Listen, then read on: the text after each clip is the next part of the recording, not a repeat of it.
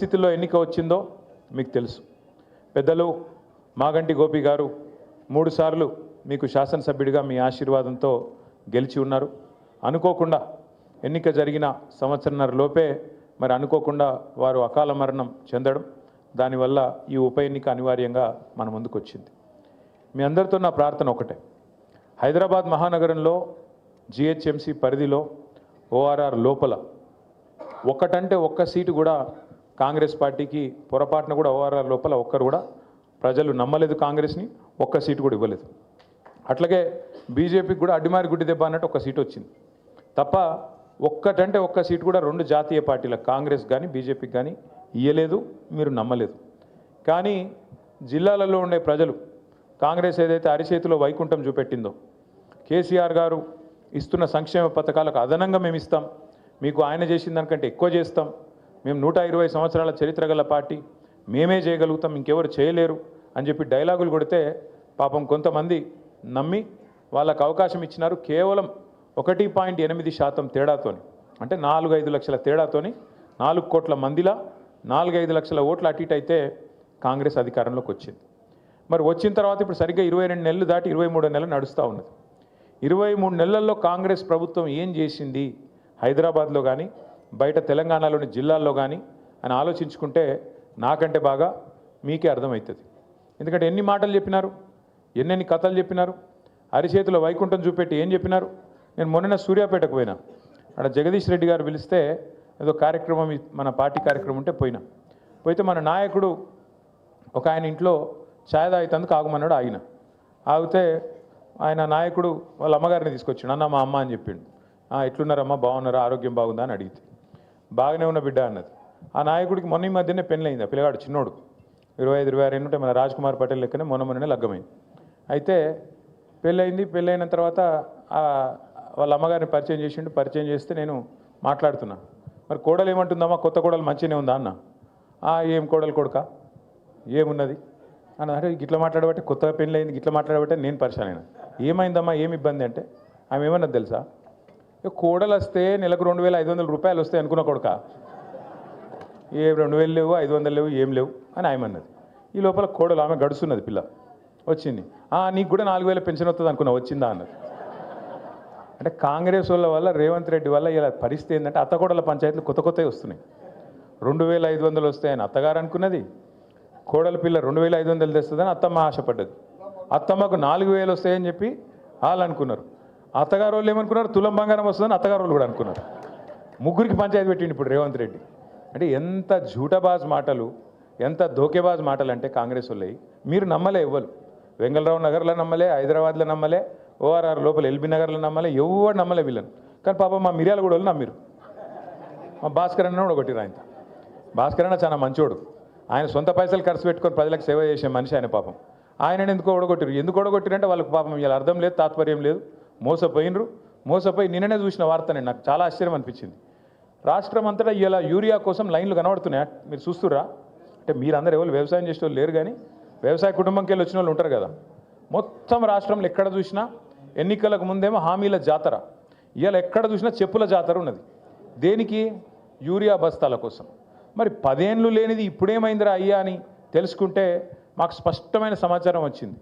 మొత్తం కాంగ్రెస్ వాళ్ళే యూరియా కూడా బుక్కుతున్నారు, డైవర్ట్ చేస్తున్నారు, బ్లాక్ మార్కెట్లో అమ్ముకుంటున్నారని సమాచారం వచ్చింది. నేను నిన్నగాక మొన్న గద్వాలలో చెప్పిన, నేను కాంగ్రెస్ వాళ్ళే యూరియా మొత్తం డైవర్ట్ చేస్తున్నారు, కాంగ్రెస్ వాళ్ళే యూరియాని బ్లాక్ మార్కెట్లో దందా చేస్తున్నారు, రైతులకు అందకుండా చేస్తున్నారు అని చెప్తే నన్ను నిన్న వాడు కాంగ్రెస్ వాడు తిట్టిండు. యూరియా అని అంటావా నువ్వు, అట్లా ఇట్లా డామ్ డుసుకొని తిట్టిండు.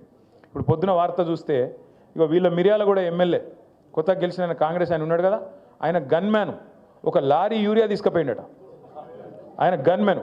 మరి గన్మెనే లారీ యూరియా తీసుకపోతే ఎమ్మెల్యే ఎంత ఎత్తుకపోవాలి? ఇక మరి మీరు ఒక లారీ లోడ్ గన్మెన్ ఎత్తుకపోతే ఎమ్మెల్యే సాబ్ కనీసం ఒక గోదామని ఎత్తుకపోవన్నా వద్దా? ఇజ్జత్కా సవాల్. గట్లున్నది కాంగ్రెస్ వాళ్ళ కథ. ఆఖరికి యూరియా కూడా బుక్తారే, నాకు అర్థం కాదు. అది కూడా తింటారా? రైతుల నోటికాడి ముద్ద గసంటోళ్ళు కాంగ్రెస్ వాళ్ళు. ఇక వాళ్ళు చెప్పిన అబద్ధాలు ఇని ఇప్పుడు వస్తారు మళ్ళీ గంగలరావు నగర్కి, తుమ్మల నాగేశ్వరరావు వస్తారు, పెద్ద మనిషి, మంత్రి కాబట్టి ఆయన కొద్దిగా వజూదు ఉంటుంది, ఏమని చెప్తే మన వజన్ ఉంటుందేమో అని మనం అనుకుంటాం. వచ్చి చెప్తాడు, అమ్మ మీకు తులం బంగారం ఇస్తా అంటాడు. ఈరోజు నేను చెప్తున్నా, రాసి పెట్టుకొని తులం బంగారం కాదు, వీళ్ళు మీ మెడల పుస్తలతాడు గుంజుకోకపోతే వాళ్ళే గొప్పోళ్ళు. పచ్చి లంగాలు కాంగ్రెస్ వాళ్ళు. తులం బంగారం కాదు, తులం ఇనిమియరు. మీ మెడల పుస్తల తాడు కూడా జాగ్రత్తగా పెట్టుకోరాలి వచ్చినప్పుడు, ఎందుకంటే మంచోళ్ళు అయితే కాదు. ఇంకెన్ని మాటలు చెప్పారు మీకు? 4000 పెన్షన్ ఇస్తాం, 2000 కాదు 4000. కేసీఆర్ ముసలమ్మకి ఇస్తున్నాడు, లేకపోతే ముసలాయికి ఇస్తున్నాడు, మేము ఇద్దరికి ఇస్తాం, ఇద్దరు కంపల్సరీ ఇస్తామన్నారు.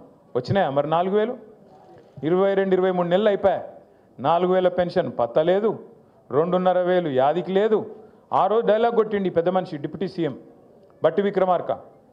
ఒక ఆయన పాపం టీవీలో అడిగిండు బట్టి విక్రమార్క గారిని, అయ్యా మరి మీరు చెప్పే హామీలు వింటుంటే మొత్తం 420 హామీలు అయినాయి, 420 హామీలు అయినాయి, మరి ఇవన్నీ కూడితే ఒక 5-6 రాష్ట్రాల బడ్జెట్ సరిపోదు, యాడికెళ్ళి ఇస్తావా పైసలు అన్నాడు. ఏమన్నాడు ఎరికేనా ఆయన? మేము కాంగ్రెస్ వాళ్ళం ఏమనుకున్నారు మీరు? మేము 125 సంవత్సరాల చరిత్ర మాది, ఒక్కొక్కరు 6-6 ఫీట్లు ఉన్నాం మేము. కేసీఆర్ బక్కగున్నాడు, మేము దొడ్డుగున్నాం, మంచి తెలివితేటలు పుష్కలంగా ఉన్నాయి మాకు. మేము మొత్తం ఎట్లా ఆదాయం ఎట్లా పెంచాలి, ఎట్లా ఆదాయం పంచాలి అవన్నీ మేము చూస్తాం. కొత్త అప్పులు చేయం, సంపద పెంచుతాం, అందరికి ఇచ్చిన హామీలు నిలబెట్టుకుంటాం, 100 రోజుల్లోనే 6 గ్యారంటీలు అమలు చేస్తాం, ఇగో బాండ్ పేపర్ మీద కూడా రాసిస్తున్నాం అన్నాడు.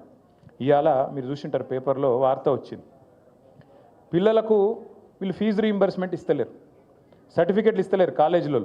వీళ్ళు ఫీజు రీయింబర్స్మెంట్ కట్టాలి కదా. రాజశేఖర రెడ్డి గారు ఉన్నప్పుడు ఒక పథకం తెచ్చిండు, మంచి పథకం. ఏంటిది అది? పిల్లలు ప్రైవేట్ కాలేజీలో చదువుకుంటే వాళ్ళకు కాలేజీలకు పిల్లల తరఫున ఫీజు కట్టాలి, అది ఫీజు రీయింబర్స్మెంట్. మన గవర్నమెంట్ వచ్చినప్పుడు, కేసీఆర్ గారి గవర్నమెంట్ వచ్చినప్పుడు, కాంగ్రెస్ వాళ్ళు అప్పుడున్న కాంగ్రెస్ ప్రభుత్వం మన మీద ఒక 3000 కోట్ల బాకీ ఇడిచిపెట్టిపోయింది.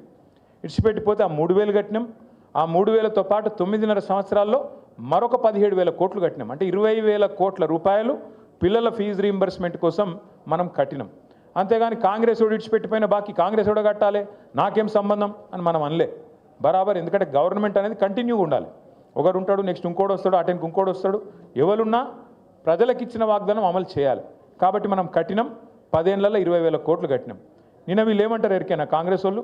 డిప్యూటీ సీఎం, ఏ డిప్యూటీ సీఎం అయితే మాట ఇచ్చిండో మాకు తెలుసు, 100 సంవత్సరాల పార్టీ, 120 సంవత్సరాల పార్టీ, రాష్ట్రాన్ని ఎట్లా నడపాలో మాకు తెలిసినట్టు ఎవరికి తెలియదు అని చెప్పిన పెద్ద మనిషి నిన్న చెప్తున్నాడు, మీకు ఫీజు రీయింబర్స్మెంట్ ఇచ్చినందుకు మా అక్కడ పైసలు లేవట విద్యార్థులకు.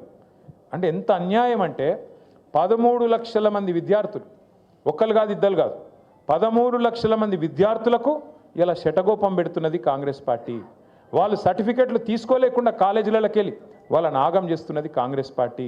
ముస్లింలు కావచ్చు, ఎస్సీలు కావచ్చు, ఎస్టీలు కావచ్చు, బీసీలు కావచ్చు, లేదా అగ్రవర్ణాల్లో ఉండే పేదలు కావచ్చు, బాగుండాలి, చదువుకోవాలన్న ఉద్దేశంతో ఒక మంచి పథకం ఆనాడు రాజశేఖర రెడ్డి గారు పెడితే దాన్ని కొనసాగించింది కేసీఆర్ గారి ప్రభుత్వం. మనం ఎన్నడూ వివక్ష చూపెట్టలేదు. చంద్రబాబు నాయుడు గారు ఏమన్నా మంచి పథకం తెచ్చింటే దాన్ని కూడా కొనసాగించినాం. రాజశేఖర రెడ్డి గారు ఏమైనా తెచ్చింటే దాన్ని కొనసాగించినాం. రోషయ్య గారు ఏమైనా తెచ్చింటే దాన్ని కొనసాగించినాం. అట్లాగే కిరణ్ కుమార్ రెడ్డి ఏమైనా మంచి పని చేస్తే దాన్ని కూడా కొనసాగించినాం. తర్వాత మన పథకాలు మనం తెచ్చినాం.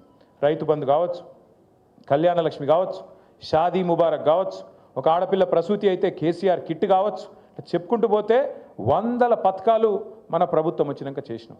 మనమేమో అట్లా పని చేసినాం. ప్రభుత్వం అనేది కంటిన్యూస్గా ఉండాలి, మనం ఎవ్వల మీద కక్ష పెట్టుకోవద్దు అని మనం పని చేసినాం. వీళ్ళ వ్యవహారం ఎట్లుంది? కేసీఆర్ పేరున్నది కేసీఆర్కి ఇట్లా కట్ చేసి పారేయండి. ఇవాళ రాష్ట్రంలో 14 లక్షల మంది ఆడబిడ్డలకు ప్రభుత్వ ఆసుపత్రుల్లో ప్రసూతులు పెరగాలని చెప్పి వాళ్ళ కేసీఆర్ కిట్లు ఇచ్చింది బీఆర్ఎస్ ప్రభుత్వం. కానీ కాంగ్రెస్ ప్రభుత్వం వచ్చిన తర్వాత ఒక్క కేసీఆర్ కిట్ వచ్చిందా? కేసీఆర్ గారు ఉన్నప్పుడు బతుకమ్మకు ఒక కానుకగా, చిరు కానుకగా బతుకమ్మ చీరలు వచ్చేది. రంజాన్ వస్తే రంజాన్కు రంజాన్ తోఫా వచ్చేది. క్రిస్మస్కు క్రిస్మస్ కానుక వచ్చేది.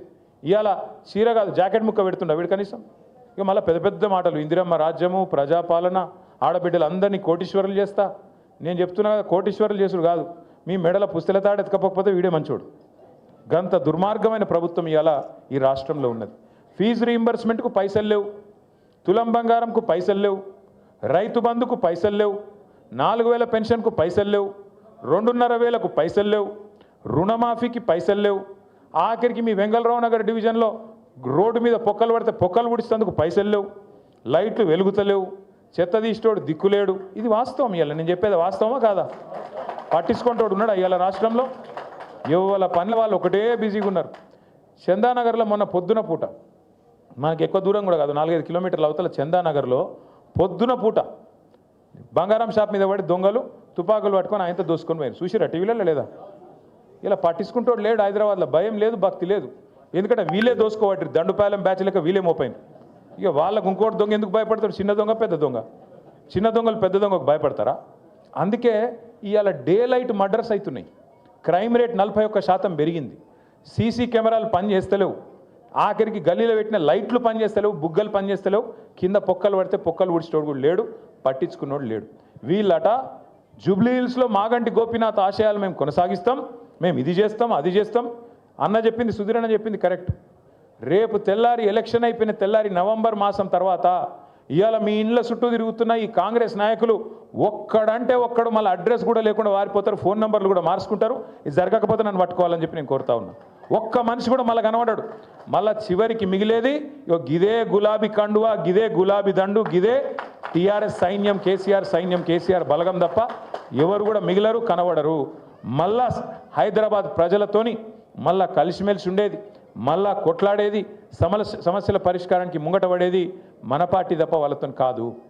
ఒకటి యాద్ చేసుకోండి, 2014లో రాష్ట్రం వచ్చింది. అప్పుడు వెంగళరావు నగర్ డివిజన్లో, మధురా నగర్లో, అట్లాగే మీ దగ్గర ఉండే ఇంకా ఇతర బస్తీలలో, రేమత్ నగర్లో, ఇంకా జవహర్ నగర్, యాదగిరి నగర్ అంతటా కూడా ఆ రోజుల్లో కొన్ని అనుమానాలు ఉండే. ఏమవుతుందో, రాష్ట్రం కొత్తగా వచ్చింది, మన పంచాయతీలు పెడతారా వీళ్ళు, ఆంధ్ర తెలంగాణ పంచాయతీలు అయితాయా, ఇంకోటి ఏమైనా అవుతుందా, తెల్లారులేస్తే గుద్దుకునుడు తన్నుకునుడు ఉంటుందా, ఇవన్నీ అనుమానాలు ఉండే. కానీ ఏమైనా అయిందా ఎక్కడైనా? ఎవరినైనా కనీసం గొడవలు, పంచాయతీలు, గుద్దుకునుడు తన్నుకునుడు కాదు, కనీసం ఒకరినొకరు ఎవరైనా గిచ్చుకున్నారా? కనీసం 10 ఏళ్ళు ఎంత భద్రంగా ఉండే తెలంగాణ, 10 ఏళ్ళు హైదరాబాద్ ఎంత సురక్షితంగా ఉండే కేసీఆర్ గారి నాయకత్వంలో, అదే ఇవాళ ఎట్లయింది? లైట్లు పనిచేయాయి, బుగ్గలు పనిచేయాయి, పొక్కలు ఊడిచేటోడు లేడు, డే లైట్ మర్డర్స్ అవుతాయి, డే లైట్ల జ్యువెలరీ షాప్ల మీద వాడు దోసుకుంటారు, ఆడపిల్లల మీద అత్యాచారాలు పెరుగుతాయి. మొత్తం 41% క్రైమ్ రేట్ హైదరాబాద్లో పెరిగింది. నిన్న మీరు వార్తలు చూడండి, ఇవాళ పేపర్లలో 3 కొట్టుకపోయిన వర్షాలలో, 3 కొట్టుకపోయిన వర్షంలో. అంటే నేను ఎందుకు చెప్తున్నా ఇదంతా అంటే పట్టించుకునేటోడు లేడు హైదరాబాద్.